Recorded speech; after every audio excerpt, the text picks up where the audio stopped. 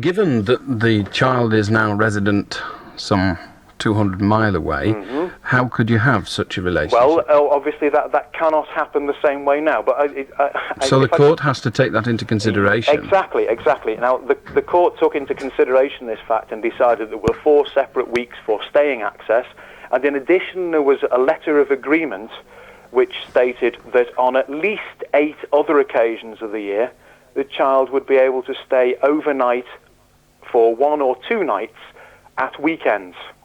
So that is considerably more contact than is initially laid down by the 4 separate weeks. And that hasn't happened for the latter part of 18. Why hasn't it happened? It's not for one for trying. Just tell me why it hasn't happened. Obstruction on my ex-wife's part. I can't put it down to anything more nor less than that. What form does that obstruction take? She recently moved address. I did not know the original address. I'd been given the phone number in order to phone my child on Monday nights at just after 6 o'clock for a few minutes. On some occasions... So you're saying that she moved address to get away from you? I'm saying this. I'm saying that it's all part of the grand, should we say, scheme, in that moving away from... Okay, all I can say is that if the court rulings are not being upheld, you have the right to go back to court and get an order saying that she has got to obey them. This is my other part. I have been in touch with the solicitor who originally handled this case.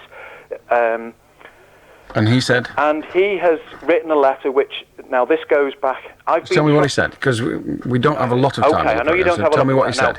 I was trying to get from my ex-wife dates for the first and latter weeks of the summer holiday staying What has your solicitor done? My solicitor has sent a letter which he hasn't phoned me back. I tried phoning him yet again. Tell me what the letter said.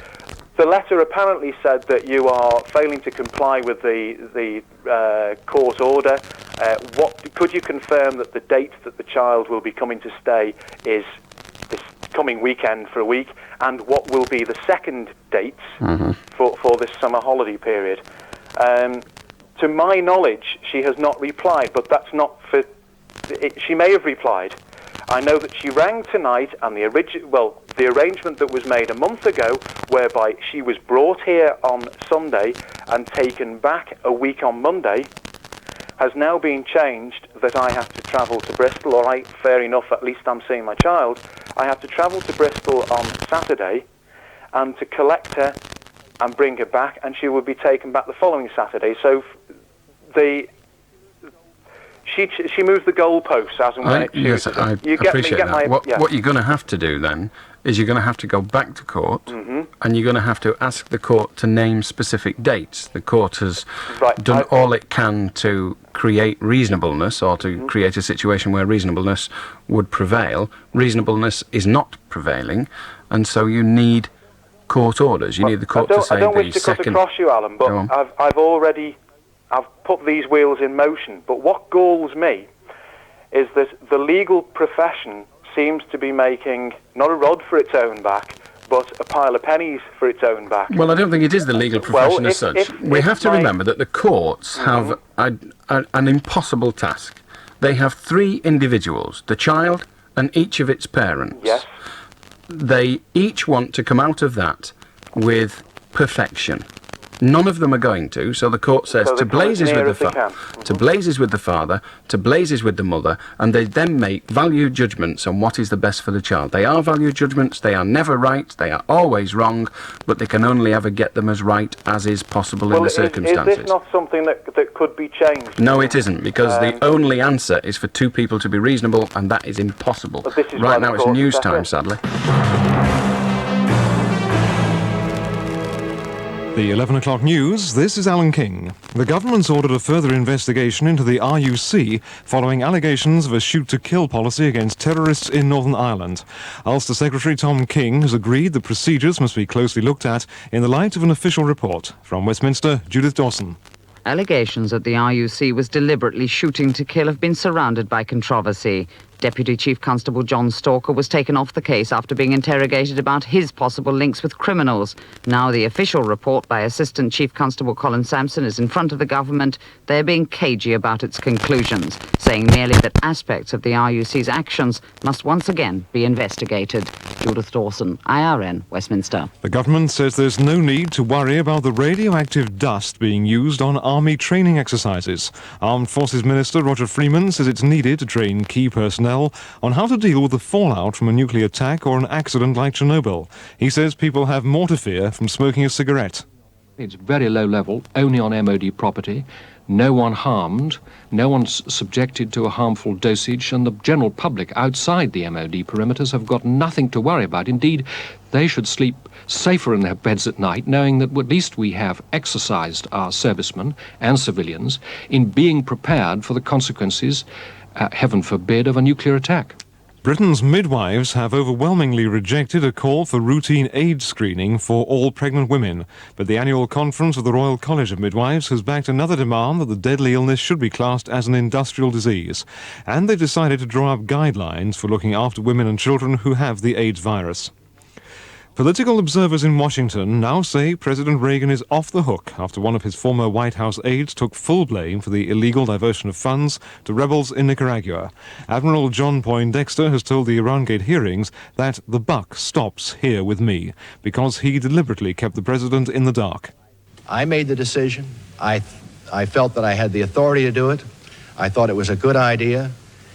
I was convinced that the president would, in the end, think it was a good idea. But I did not want him to be associated with the decision. Though Admiral Poindexter's testimony on the crucial issue is seen as putting the president in the clear, Mr. Reagan himself has shown no surprise. After watching the proceedings on TV, he told reporters, "What's new about that? I've been saying it for 7 months." A solicitor has told the High Court jury that he spotted Jeffrey Archer with prostitute Monica Coughlin in a London street. The former deputy leader of the Conservative Party has denied in his libel action against the Star newspaper that he ever met the vice-girl. But the court's also been told that he once admitted that he had met Miss Coughlin. The evidence was given by Newsnight presenter Adam Raphael, who says he telephoned Mr. Archer after the scandal broke last October. The Duke and Duchess of York have started their 25-day visit to Canada. While there, they're planning to go on a 2-week canoeing holiday and visit Niagara Falls. Independent Radio News. Every time you hear this sound, you'll know another car's being sold in Mr. Smith, the Nissan Man's 300 Car Challenge. And that means another £20 to the National Children's Home. If you want a new or used car, I'll do everything in my powers to guarantee the best deal. Prize draws here, offers there, and massive savings everywhere. The 300 Car Challenge is now on, only till the end of this month at Mr. Smith, the Nissan Man, Moore Lane, Bolton.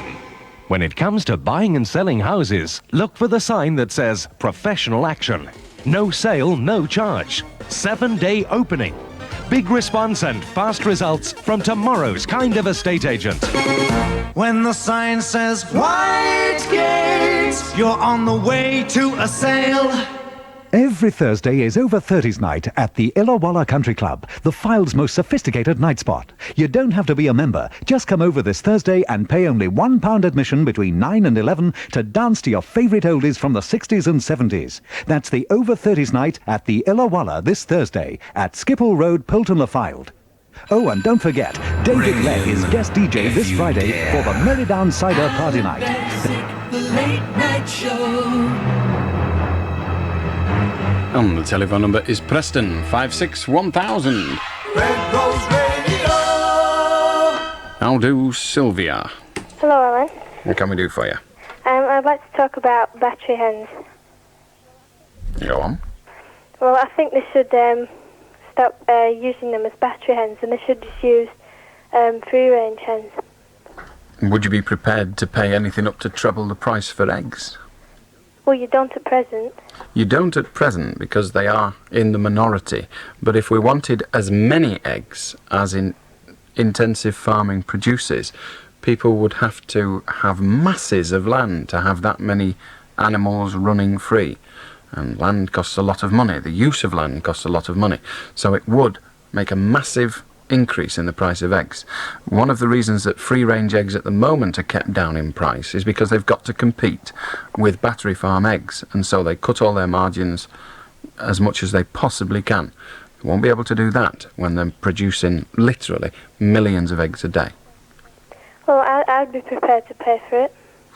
Could the country afford it, though? Well, if you were a family of 6 children on supplementary benefit? It would take eggs, or it could take eggs out of the range, or the pocket range, the price range of the average family. Well, it wouldn't take up that much space if they didn't use as many hens. If they didn't use as many hens, they wouldn't have as many eggs, and if they didn't have as many eggs, it'd end up costing more. Oh. All right. Well. You'll have to think about it a bit more. How do Nick? All right, Al. Yes. When it says on the insurance premium, like, licence for any driver for a car, does it also include under 25s? It does, usually. If it's any driver, it means any driver who is legal. So, why do they automatically charge double when they find out somebody under 25 is going to use the car? If there is any other regular user, that's the important thing. If they're a regular user, then the potential chance or the potential for an accident increases if there's a regular user under the age of 25. So you have to notify them of all regular users.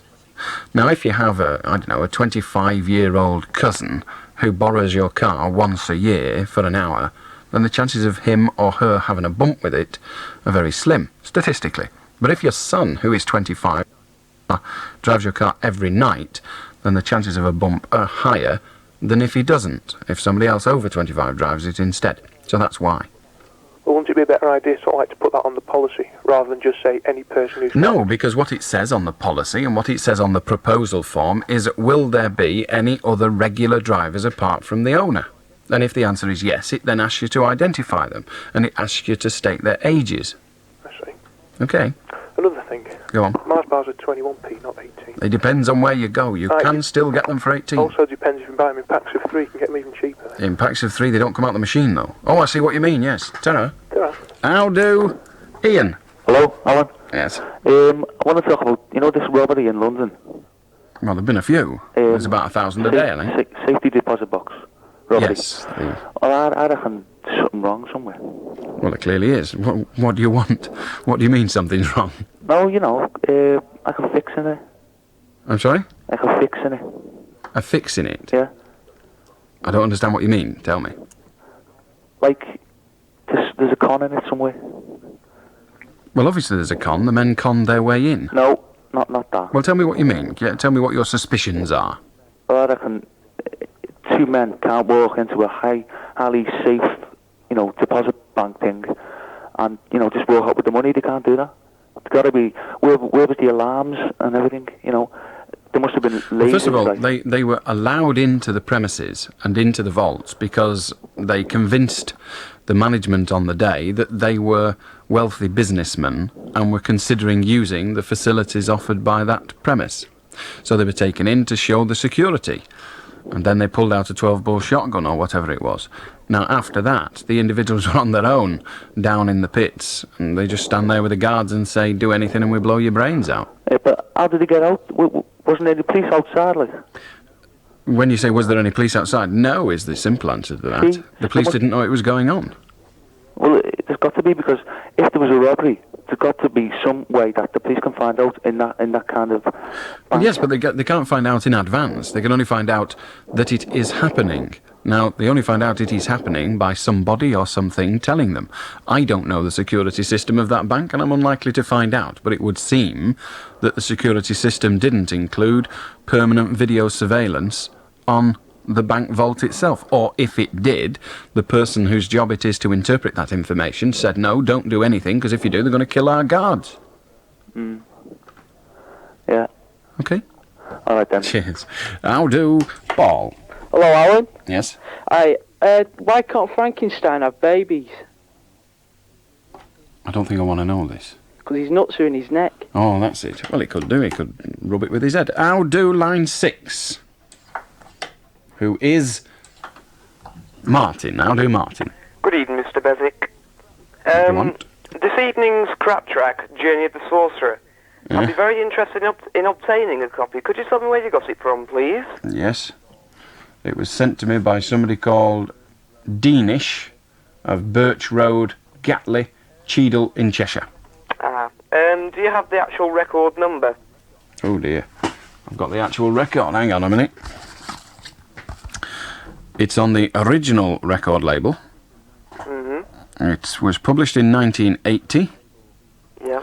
The record label... the record number is ABO5.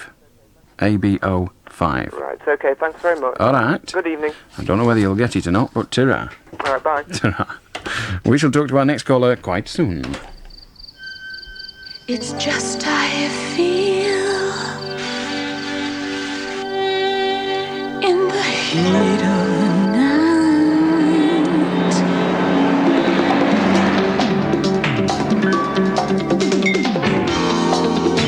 It's just how you feel when you know it's for real. It's a kick, it's a hit, it's a cup. Coca-Cola is it. Now, the questions for A-level motoring.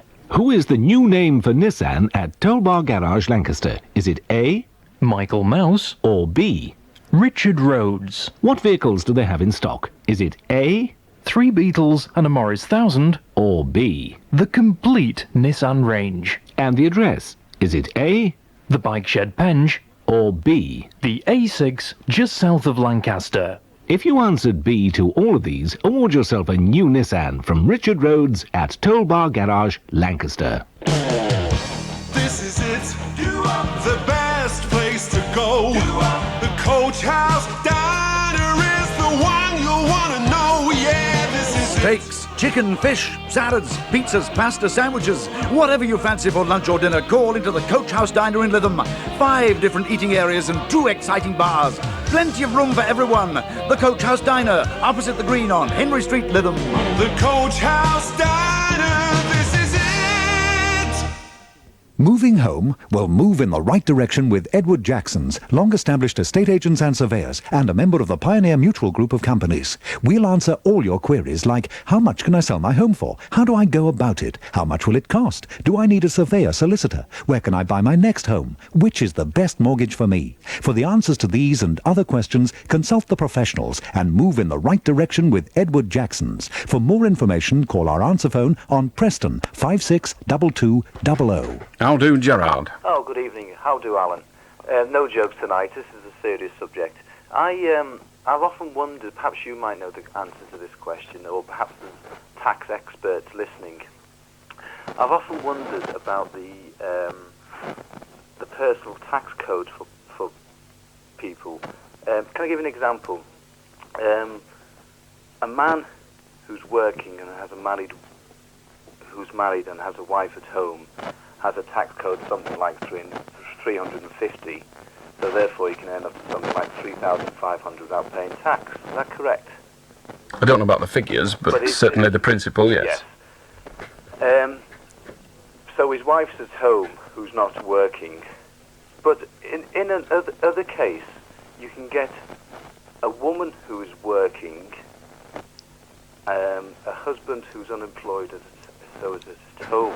Now, she is able to claim her tax, a single woman's tax, something like 2,500. Yes. And also claim his tax as well. That's right. So therefore, she can have a tax code something like 500.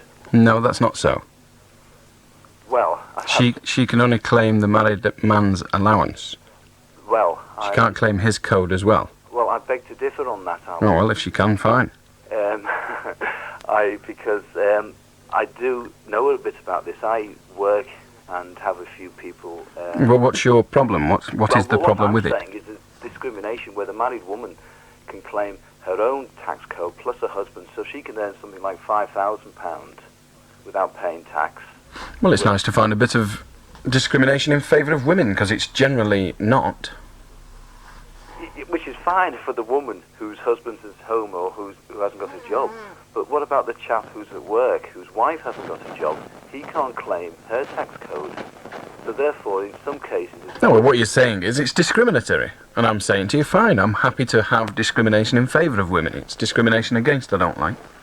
No, but that... I can't justify it. No, well, I don't. I mean, that's why I'm asking you. You know, perhaps you might have known about that, or perhaps there's a tax... Never having been an unemployed woman, I've not really had any chance to find out. Yes, true. Okay. Yes. If anyone can justify it, we'll be happy to talk to him. Thank you. Thank you very much. How do, Rob? Good evening, Alan. What do you want? I've been listening to your programme before, Yeah, what and do I've you want? heard you talking about the intelligence of cats and dogs. There we go again. Go on. I don't know much about cats myself. I wonder if you could put me straight on a point. Yeah, the little fluffy things. You've got claws on the end of their feet and they climb in trees a lot. How do, Christine? Yeah, hello. Hello. I'm talking about pubs here. What do you think about the new pub hours that are going to come out all day drinking? I don't think about it at all. You know, like, don't you think... I know what it is. What do you think? Well, don't you think it's wrong, like, for the kids that come home from school and their mum's been out drinking and they come home and they start the children? Well, yes is the answer to that. I think it would be wrong if a child came home to find his mother, or indeed his father, drunk. But opening pubs won't make his mother drunk. If she wants to get drunk, she can go to the supermarket and buy a bottle of whatever she wants. Yeah, well, my mate, her mum's an alcoholic. Well, her mum would still be an alcoholic, whatever the pubs. The pub opening hours haven't made her an alcoholic, have they? Because at the moment, the pubs are closed in the afternoon. Yeah. So opening the pubs in the afternoon is not going to make her an alcoholic. She already is one. Well, every time she comes home from school, like, she always gets beaten up. Well, fine, I accept that, and there are a number of things that can be done, but the pub opening hours clearly have little to do with that. Yeah. Okay, how do Tim? I'll do Alan. I'd like to talk about the post office, please. Go on. Right, I think that the difference between the standard of first-class mail and the standard of second-class mail, as in how quickly they arrive, is not great enough. Because, as an example, I had a letter posted to me from Crewe, first class, and it took 8 days to arrive. And I've had a letter posted to me from London, second class, and it has arrived the next morning.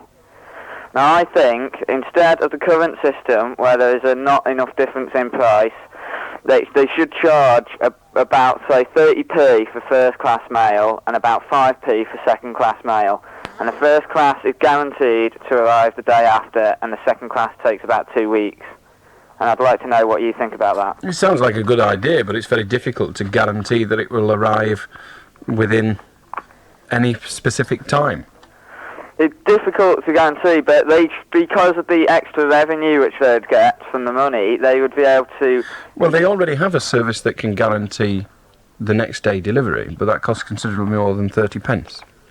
Yeah, but... so if they were to do it, they would have to do it at more. Well, no, because yes. Several more people would use the service. 30 pence. They would pay that. At the moment, in order to guarantee the next day delivery, costs more than 30 pence. Yeah. So if you wish to introduce a guaranteed 24-hour or within 24-hour delivery service, then you would have to pay the going rate, and the current going rate is considerably more than 30 pence. Okay, so possibly they don't guarantee it, but with the... What do you mean they don't guarantee it? You're saying that you want it guaranteed. Now you're telling me you don't want it guaranteed. Well, I would like it, but that's not what we're going to get, obviously. But they should charge, say, double the price at the moment, so it's 36p. If they double the like price, that. what will that do? It Apart will from enable create them an awful lot more money. Yeah, but it will enable them to provide a much better service. How? How will the price of what is in the corner improve the service of a letter? Because they will obviously be gaining more money because you're paying a higher price. Obviously they'll have more money. I'm asking you how that will improve the service. And they will spend it on employing more people to deliver them, or paying for transport for the letters to get them to their destinations or whatever. They already have all of those things. Yes, but they're obviously not up to the standard which people would like. So to pay more, you can get what better standard do you service. want? Because generally, and we have to talk generally, a first-class letter arrives within 2 days. Now, to get it to arrive within 1 day would take a massive increase in the service that would either have to be met by capital costs, buying all the equipment, and someone's going to have to foot that bill, and increasing the price by the amount you suggest may not do it, particularly if you're going to reduce the price of second class to 5 pence, because if you do that, the attraction of second-class mail as opposed to first-class mail will be so great that many, many businesses who currently send their mail first class will say, no, I'll not bother. I haven't bought a second-class stamp for years. I buy first class. But if it was 25 pence difference instead of the mere 5 pence difference, then I'd probably buy second class, which means they wouldn't get extra revenue, they'd actually get less. Yes, but for some letters are really important, and at the moment... Indeed, and when I have a letter that has to get there the following day, then I pay the price of that. Yeah, but for some people who haven't really got urgent letters, they're paying almost the same price as first class to That send is them at the correct, but moment. what I'm saying to you, if you have those people who are currently sending them first class because they're not over bothered about the 5 pence, they might as well have the extra service as not have it. If you put a difference of 25 pence between the two, they will decide to send it second class, and what you will have is a massive increase in second class mail and a diminution in first class mail to such an extent that the revenue will not be there. The overall revenue will not be there to develop the service. But will people choose second class though? Because the service Absolutely will be they. terrible. It doesn't matter. It's only going to cost a bob. Yeah. So they'll say it's a fair price for what we're getting. They may do, but then they There's may no doubt say, about it. There is no doubt about it. Businesses are already looking at their postal costs and contemplating sending mail second class instead of first. Yeah, but what will... why do they send out loads of junk mail anyway? And They do send out loads of junk sometimes mail, they and send that junk first that class, and it just goes in a bin, so they're can't really be bothered about wasting money that much. Quite. So what they're going to do is they're going to say, at the moment, every one of those we put in the bin costs us an extra couple of coppers, because remember, if they're sending out junk mail, they almost always negotiate a price for it. So if they're sending out junk mail, they'll say, well, let's negotiate a price from 5 pence, not from 30 pence. Maybe, yeah. There's no doubt about it. You've obviously never run a business. How do, Paul? Hello? Yes. Hi, Alan. What it is, it's my family tree, so I've got my grandparents are Italian, and I'd like to find out about, how to get into my family tree, like. I've no idea. It sounds like you might need a journey to Italy. There are heraldic societies and heritage societies and family tree societies that you can join. I suggest you go to your nearest local library and get a book from there and have a read of it. How do... Philip. Sorry, Martin. How do Martin, Philip? Hello, Alan. Yes? I'd like to talk about prisons. Go on. I think prisons, it's not really a sentence, because there's some people in prison living a life of luxury. Still a sentence. Yeah, but they've got colour TVs and everything. But they can't go out when they want. Yeah, but... Yeah, but what? It's just saying, though, it's not... They should be tortured or hanged. Tortures or hanged? You're not bothered which? No. Okay. In days gone by, a sailor's life was hard in the extreme, relieved in measure by a tot of rum. But spirits were not lifted just by toasting king and queen, but by a shanty man fully sung. Resolution was made keener by the strains of a concertina as they hoisted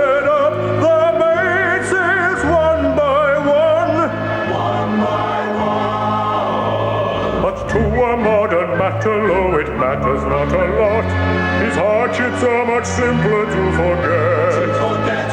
For when he sails to sea, he stows his favorite melodies, all shipshape on a TDK cassette. Oh, shipshape with a TDK cassette. There goes another one in the 300 car challenge at Mr. Smith the Nissan Man, and another £20 to the National Children's Home.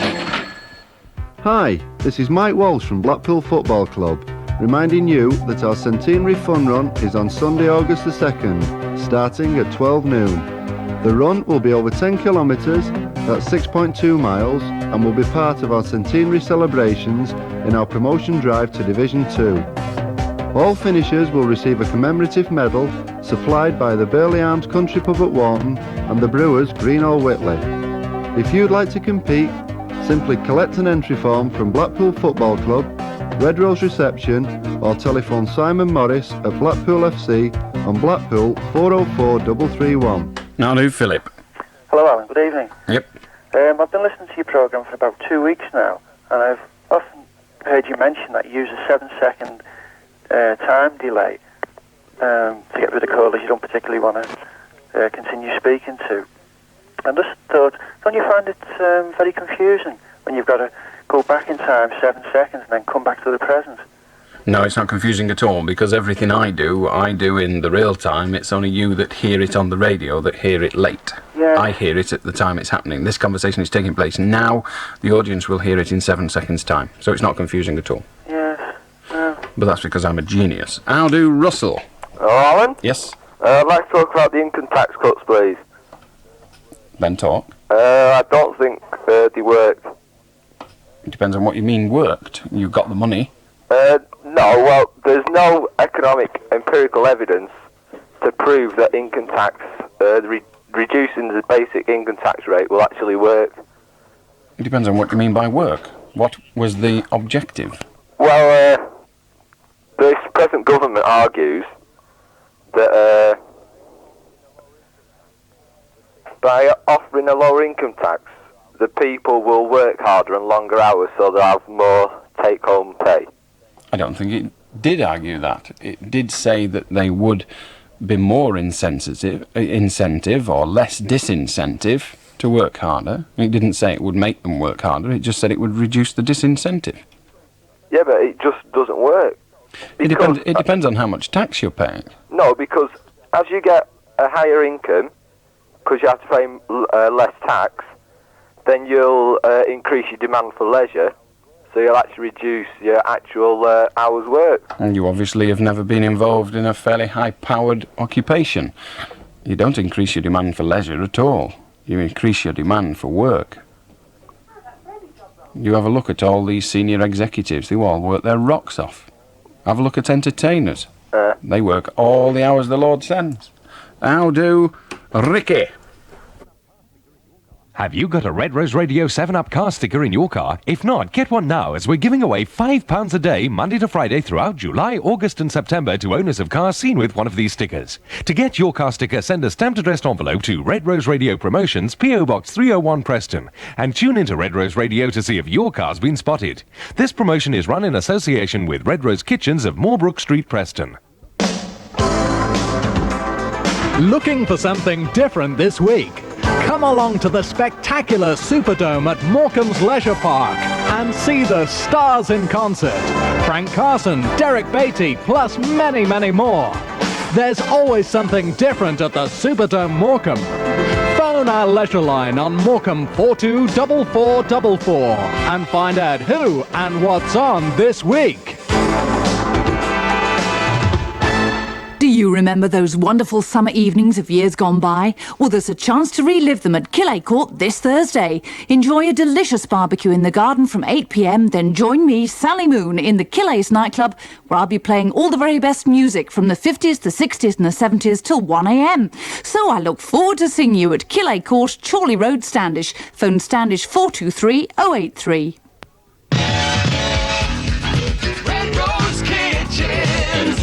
This Saturday from 9 till 12, the chart of Lancashire's favourites will be played on Lancashire's favourite station, the Red Rose Top 40 on Red Rose Radio, in association with Red Rose Kitchens of Moorbrook Street, Preston, manufacturers of quality fitted kitchens and the #1 kitchen for your home. The chart is compiled by computer every week from sales throughout the Northwest. Catch the Top 40 this Saturday at 9 a.m. and discover which song's been made #1 by you. Red Rose Kitchens, always the #1 for your home. I'll do Darren. Hello, Alan. What do you want? I'd like to talk about drunk driving. Go ahead. I think that to cut down on accidents, drunk drivers, I think that police should circulate all the pubs with car parks, go in and give them a breath test, anybody that's owning a car before they go out and drive it. How can you prosecute somebody for drink driving that isn't driving? Well, not actually prosecuting them. I think they should keep the eye on the pubs. The drunk people staggering What you out. said was go in and breathalyse them. Are you now saying that's not what you want to happen? No, what I mean is, they should keep the Let me idea. ask you again. You don't want them to go in and breathalyse them? No. So you said that, what, as a joke? No, what I meant... You meant it then, but you don't mean it now. You've changed your mind in the last 18 seconds. Well, what I meant... You're a prat. You have been Beswicked. And you managed to get yourself Beswicked at exactly 11:30.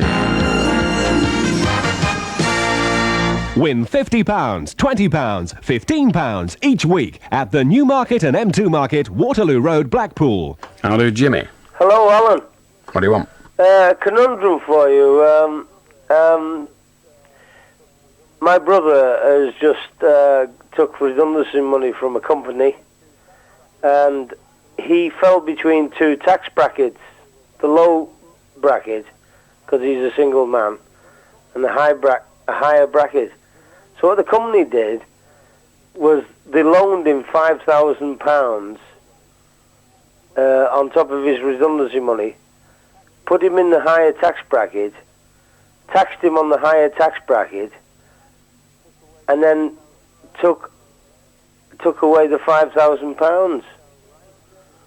And to me, that doesn't sound right. It doesn't. It sounds a little bit fraudulent, really. That's all. I was just wondering what it doesn't sound right, that. I don't see how getting a loan puts you in any other tax bracket at all.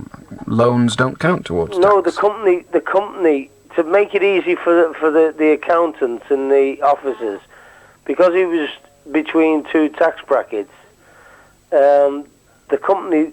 If they lent him £5,000... He didn't ask for it, though. Would you like to hear the end of the sentence? Because I really haven't got all night to wait while you interrupt every other word. Sorry, I won't do it. If the company lent him £5,000, that £5,000 is not taxable. It's a loan. How do... John. Hello, Owen. I'd like to talk about motorway speed limits, please. Talk. Well, I think that they should be substantially increased. Well, it's certainly increased to something like 80 or 90. Why? Well, it's safer driving at that sort of speed.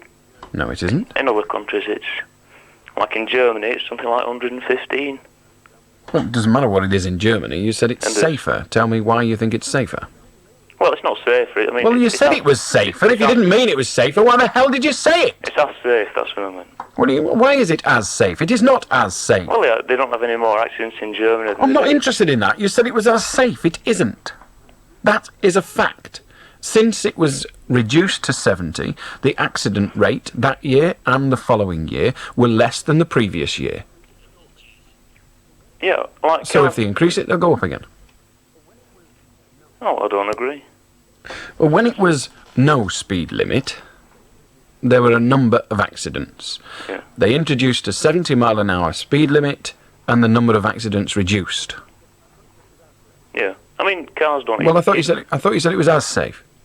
Oh, I think it is. But the statistics don't confirm that. Well, I've never heard such statistics, but What about statistics? I've never heard these statistics. Have you not? Well, you ought to have a look with your eyes before you open your intelligent cake hole, because you've got damn all to say worth listening to, you prat. Ali Ranjit. Hello, Alan. I wanted to talk to you about the disparaging remarks you made about Islam yesterday evening. After you made a phone call with the Muslim girl, you said it is a very bad religion that makes parents put the religion before their own children. No, I didn't quite say that, but I could understand that as being an interpretation of what I said. What I actually said is if your God comes between you and your children, your God is wrong. But then I am thinking, Alan, that you are not understanding the Ranjit, let me tell you that your accent is absolutely deplorably crap. Do not come on here pretending to be something you are not fit to lick the feet of. Good night. How do Nicholas? Hello, Nicholas. I'd like to talk about racism. And then talk about it.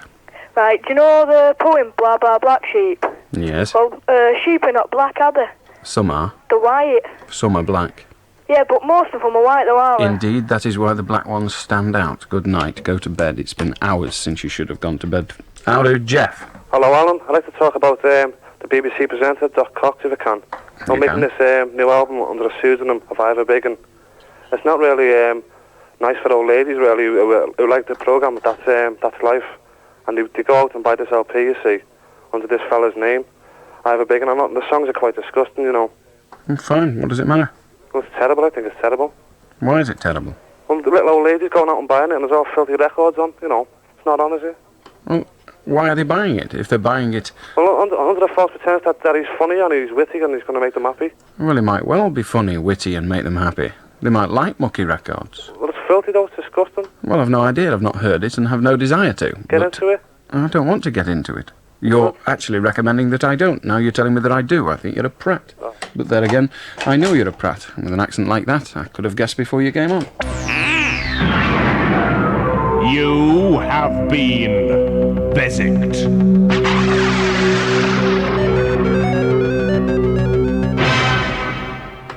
How do Tommy? Hello, Alan. I'd like to talk about the YTS, please. It had better be original. Yeah, it is. It's very original. Here it is, TIY Men, the greatest hits from File Tilecraft, featuring I'd Like to Teach the World to Tile, Uptown Tile at Downtown File Tilecraft, Holding Grout for a Hero from Bonnie Tyler, and the latest from the Tile Council. For thousands of yards of in-tile national tiles, come into File Tilecraft at Abington Street, Blackpool, North Road, Preston, and Penny Street, Lancaster. If you're looking for tiles, looking at File Tilecraft. Whether you're considering a Citroën, Lada or Ford for E-Day on August the 1st, give the rest the big E for John Wilding. Right now, John Wilding is getting all excited by offering truly exceptional deals on all three of these makes, along with extremely low finance on selected models. You'll always guarantee John Wilding's excellent after-sales service too, and exceedingly generous part exchange allowances. So see how easy John Wilding makes buying E-Reg cars with Citroën and Lada at Banbury Garage, Westgate, Morecambe, and Ford on the A6 Gar Stand. In our mid-season clearance, Dave Barron brings you unrivaled offers on new ABI touring caravans while stocks last. Come and find out how we can save you hundreds of pounds and still give you the after-sales service you'd expect from Lancashire's most successful caravan dealer, Dave Barron, #1 for choice. And why are we #1? Because we have 5 acres of caravans, 27 years experience, and we put you first. Dave Barron Caravans of Coppell.